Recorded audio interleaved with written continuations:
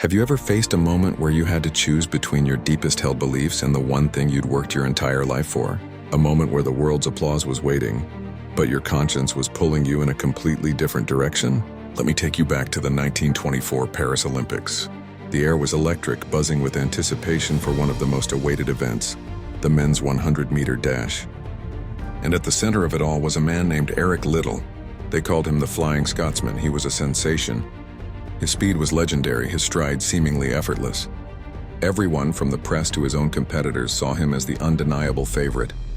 The gold medal for the 100 meters was practically already hanging around his neck. This was his moment, the pinnacle of his athletic career, the culmination of years of grueling training, sacrifice, and relentless dedication. As the Olympic schedule was released, Liddell scanned the paper, his eyes searching for the date of his race. And then he saw it. The final of the 100 meters was scheduled to be held on a Sunday. For most athletes, this would be a minor detail. But for Eric Liddell, it was everything. You see, Liddell was a devout Christian. His faith wasn't just a part of his life, it was the very foundation of it. For him, Sunday was the Sabbath, a day of rest and worship, a day to be wholly dedicated to God, not to personal glory or athletic competition. Suddenly, he was faced with an impossible choice. Compete on a Sunday? Betray his convictions and chase the Olympic gold that was almost certainly his? Or stand by his faith and give it all up? Imagine the pressure. The Olympic Committee, his own country, his teammates, they all urged him to run. They called him a traitor, a fool. They couldn't understand. Just this once, they probably said. God will understand. It was the Olympics, after all. A once-in-a-lifetime opportunity, but Liddell's decision was firm. He looked at the lifetime of work, the promise of fame, the roar of the crowd, the weight of a nation's expectations, and he chose his faith. He calmly and resolutely announced that he would not run. He refused to compete in the 100-meter race. The world was stunned. The gold medal favorite had just walked away.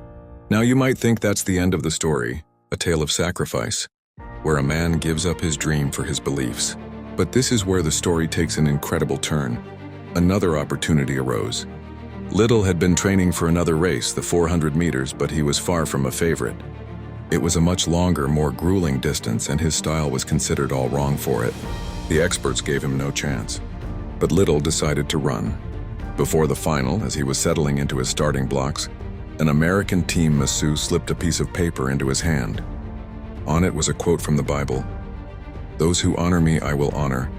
When the starting gun fired, Liddell ran like a man possessed.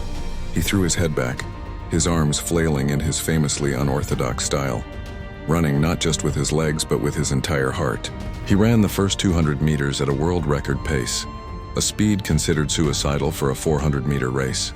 Everyone expected him to burn out, but he didn't. He didn't just win, he shattered the world record. He had won an Olympic gold medal, not in the race he was supposed to win, but in the one no one believed he could. Eric Liddell famously said, "I believe God made me for a purpose, but he also made me fast. And when I run, I feel his pleasure." He had given up the glory the world offered him in the 100 meters, choosing instead to honor God. And in return, he was given a victory that was even more glorious. A testament to his faith that has echoed through history for a century. His story reminds us that true honor isn't found in the medals we win, but in the convictions we're willing to live by.